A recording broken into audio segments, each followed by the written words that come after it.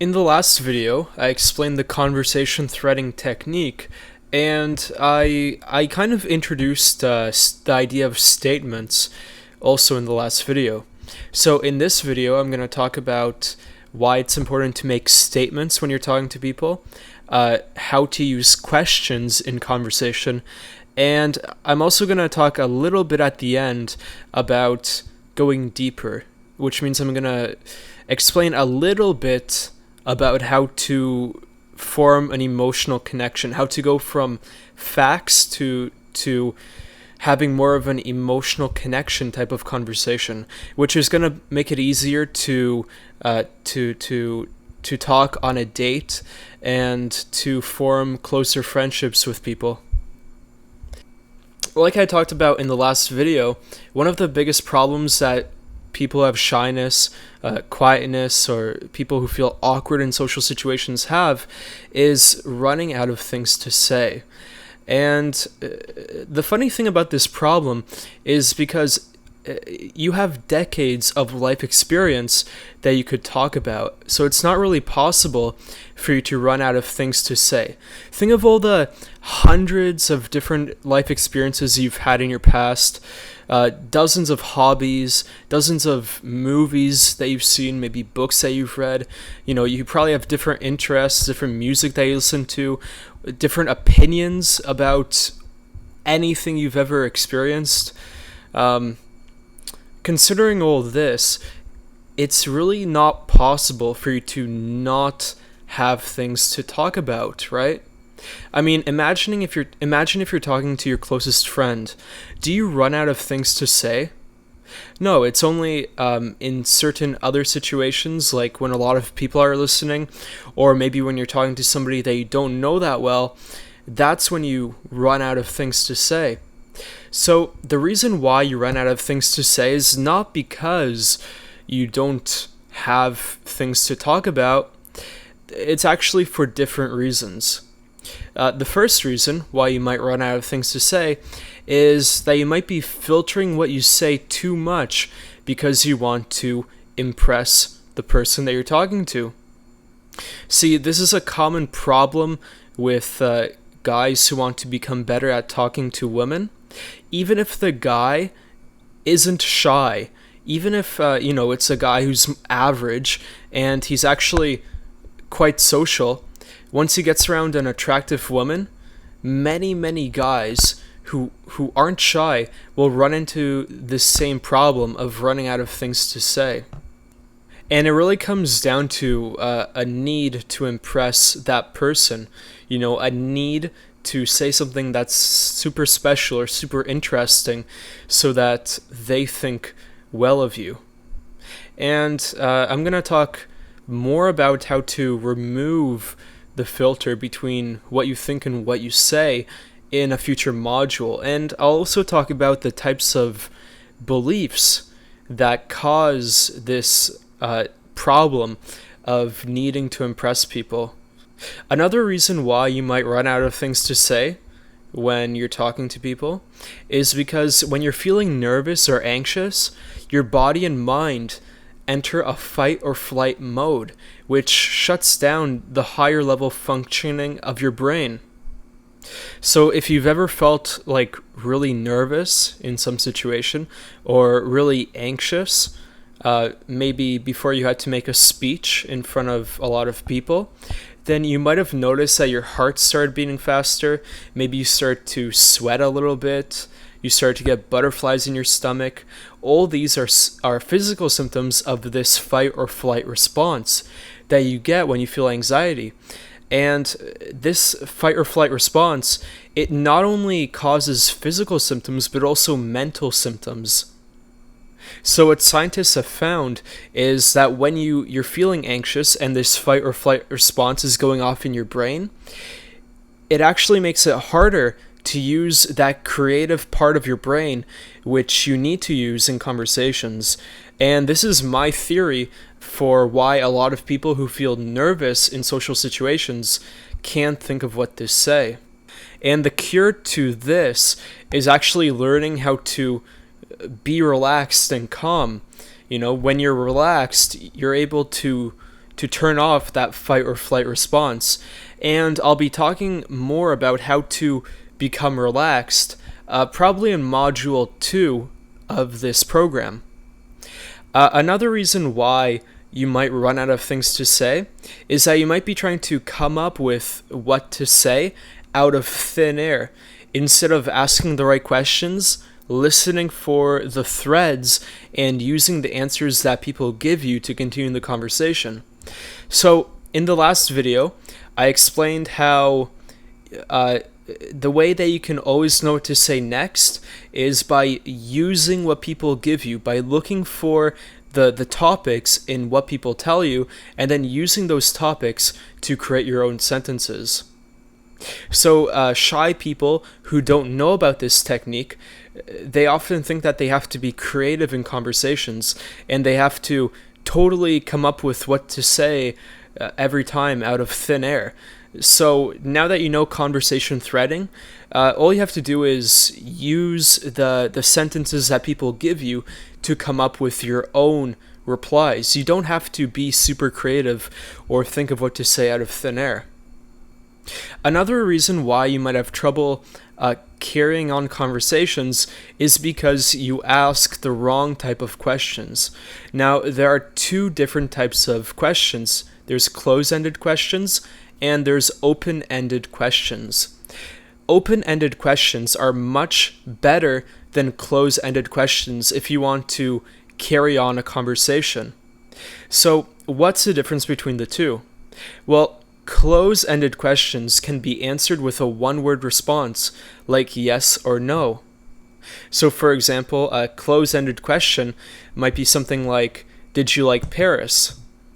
Or, is your computer a MacBook? Or, do you like orange juice? More common close-ended questions could be, where are you from? What do you do? What's your name? Too many close-ended questions can start to feel like an interview. I know a lot of people who don't have good social skills. They don't realize that they're asking a lot of close-ended questions, and they make the people that they talk to almost feel like they're being interrogated. On the other hand, you want to ask open-ended questions, and open-ended questions demand a longer, more in-depth reply. They can't really be answered with a simple yes, no, or other one-word reply. Open-ended questions also make it much easier for other people to contribute more into the conversation. So instead of asking a close-ended question like, did you like Paris? You could ask an open-ended question like, what did you like about Paris? Or if someone tells you they have a MacBook, instead of saying, do you like MacBooks? You can tell them, why did you choose the MacBook? Or what do you like about MacBooks? See, so open-ended questions are much, much better than close-ended questions. You can use close-ended questions once in a while, but just make sure you're not using them too often, because they can really be a conversation killer. Now, statements are usually even better than questions. So a good exercise that you can do is try to take whatever question that you have and turn it into a statement or an observation. So when I still had very bad shyness and I was just getting started improving my conversation skills, I noticed that I would often ask question after question after question. And what I've come to realize now is that whenever you ask someone a question, it's almost like you're trying to take something from them. On the other hand, when you tell someone a statement, it's more like you're contributing to the conversation. You're adding something instead of trying to take something from the other person. And the cool thing is, almost any question can be turned into a statement. And the cool thing is, almost any question can be turned into a statement. So if we take the question from the last example, what did you like about Paris? If you're talking to someone about their trip to Paris, instead of asking them, what did you like about Paris? You could also simply make a statement like, you sound like you really enjoyed Paris. And if the person has decent social skills, then usually they're going to respond with something like, yeah, I did. I really liked this and this and this and blah, blah, blah, blah, blah. Most normal people will continue to contribute to the conversation, even if you say your question as a statement. And if you're talking to someone who's maybe a little bit more shy or maybe more quiet, then you can always add the question later. So if you make a statement and you run into the problem of the person not really contributing afterward, then you could always add a follow-up question. So you could say, you sound like you really enjoyed Paris. And if the other person says, yeah, I did, but doesn't add anything, you can always ask that follow-up question like, what did you like about it? Statements are awesome. You really need to try this technique out in your own conversations to see the power of it. If you're someone who in the past has kind of been asking too many questions, then I'm sure you're going to find that by making statements instead of questions, your conversations are going to flow a lot more smoothly. What I've observed is that people who are very social and outgoing, they usually talk more in statements than in questions. So now you know how to do conversation threading, you know the difference between open and closed questions, and you know that you should be making statements even more than questions in conversation. Now, even though you know all this, I'm sure you still have this question in your mind of what exactly should I talk about? What are good conversation topics to talk about, especially if I don't really know someone too well?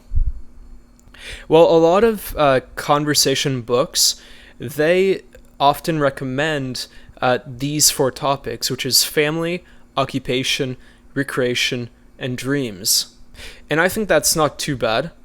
Talking about somebody's job, that's what they do for 8 hours a day, or talking about what they do in their spare time, or talking about what they want to accomplish in the future.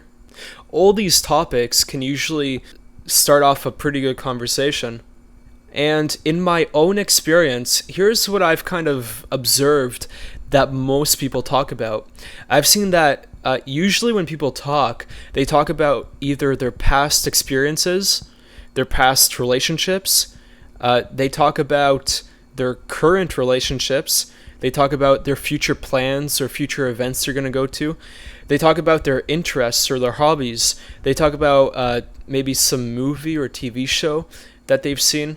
They might talk about sports, or they might talk about their school or work.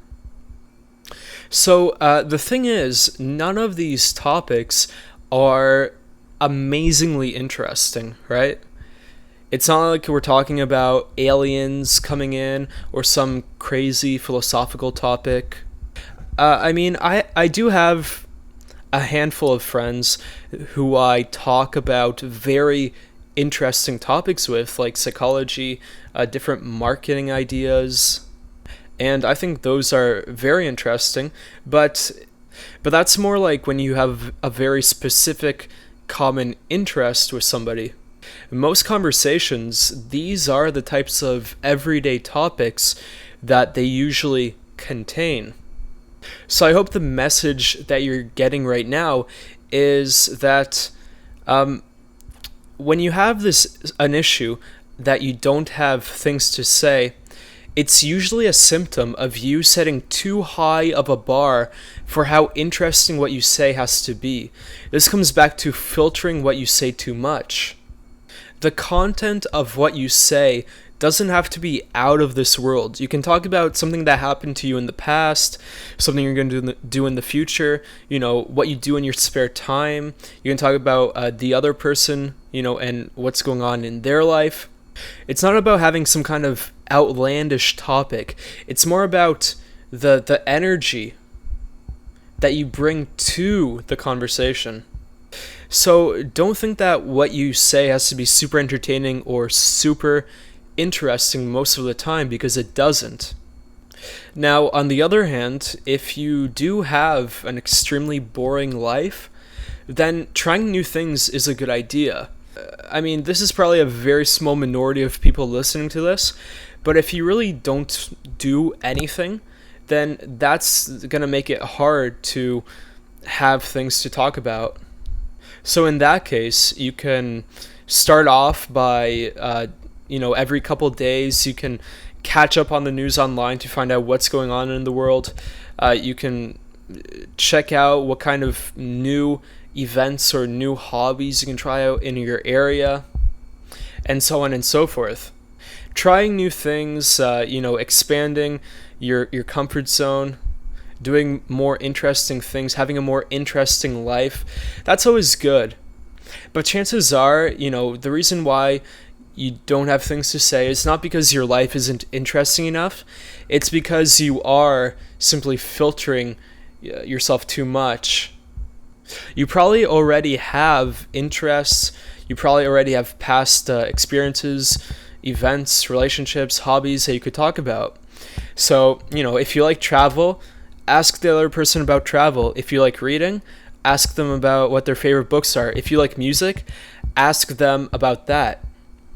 Having something in common on the surface with the other person is an easy way to launch a conversation. People can talk for hours about a topic that they're deeply interested in. So, to find a good conversation topic with somebody, a good default questions you can ask is something like, what do you do for fun? Or what do you like? And as you can see, that's a very, very open-ended question. What do you like? I'd probably only use that question if I was meeting someone for the first time and if it was appropriate for the situation. These are kind of like getting to know you questions, which are a little more appropriate for after you've been making small talk with someone for at least a little while. So now let me talk a little bit about this is about how to go from having that fact, idea, and opinion type of conversation to having more of a emotional connection type of conversation. Many people try to form commonalities based on surface level topics. So people think, me and him, we both like the same type of music, same type of books, same type of TV shows. Maybe we cheer for the same sports teams, and so on and so forth. But just because you know someone's hobbies, interests, or background information, just because you have that in common, doesn't mean you really understand them as a person. Just because you meet someone and you're both into Star Trek doesn't mean that you immediately have an emotional connection. So if you want to form a deeper friendship, or let's say you're on a date and you want to form an emotional connection, the key is you want to use surface level topics as a bridge to get to deeper emotional topics. This is how you really get to know someone and allow them to get to know you. It's about getting off small talk and just talking about facts and ideas and digging into deeper values, preferences, feelings, and motivations about things. So let me give you a couple of examples of how you could do this. Let's imagine you're on a date and you ask the other person, what do you do? And then they say, I'm a dentist. Now, the bad thing to do, which is what a lot of people do, I've seen a lot of guys do this actually, the bad thing to do at this point is to simply ask another question, like, where do you live? Or do you come here often? If you simply ask another question at this point, what it's communicating to the other person is that you didn't really care about their response to your first question, and usually they're gonna kind of shut down a bit. So the good thing to do is to take the reply and go deeper. Use the reply as a launching point to find out something about them. So, if you ask someone, what do you do? And they say, I'm a dentist, you can go deeper by asking them an open-ended question like, what do you like about it? And then they may say, I'm a dentist because I like to work with people. And then you could ask an even deeper probing question like, you can never do a job that makes you work by yourself? And then the other person might reply with, no, I'd get so bored with nobody to talk to. See, so you went from discussing a fact, which is the job, and you got into discussing a little bit about this person's motivation of why they picked that job. See, so when you understand why someone does what they do, that's when you get to know them. I'll give you another example. Let's imagine you ask somebody, what do you do for fun? And they tell you, I watch Star Trek. You could then ask another open-ended question like, why do you like Star Trek? Now, if the other person simply says something like, it's cool, that doesn't give you much to work with. So at that point, you can kind of probe deeper. You could say something like, there must be some specific reason you like it more than other TV shows. And then at that point, the person might open up and they might say, well, they talk about real issues and questions about life instead of gossiping about celebrities or simply shooting people like most action movies. So these are just two examples of how you can go from discussing a fact or an idea, and you can use that fact about the person as a way to discover something real about them, some kind of motivation or feeling or preference. Just knowing that somebody is a dentist or that they watch Star Trek doesn't really tell you anything about them. But knowing even one of their deeper motivations allows you to actually start to get to know them. Now, I know just a couple minutes ago, I talked about how it's better to use statements instead of questions, and in these examples, I kind of used a couple of questions in a row. So why did I do this? Well, it's because it's a lot better to use statements in the part of conversation that's facts, ideas, and opinions, but when it comes to forming an emotional connection and getting to know someone, questions can be a very powerful tool. Alright, so it's simply using the right tool for the right part of the conversation, for the right type of conversation.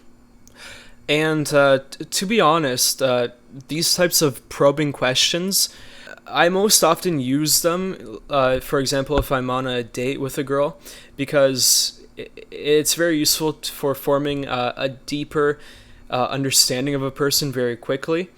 If let's say you're a guy and you're meeting another guy and you're trying to form a friendship, then these types of deeper probing questions might not be quite as appropriate. I mean, you can ask it occasionally, but if you ask too many of these questions, it's kind of a little bit weird. So usually in those situations where you're trying to form a friendship, it's better to take the connection more slowly and to allow you to get to know the other person a little bit slower over time, and allow them to open up however they feel comfortable, and you can sort of speed up the process by sharing your own motivations and your own feelings and preferences. And I'm going to talk a little bit about how you can do that in the next video.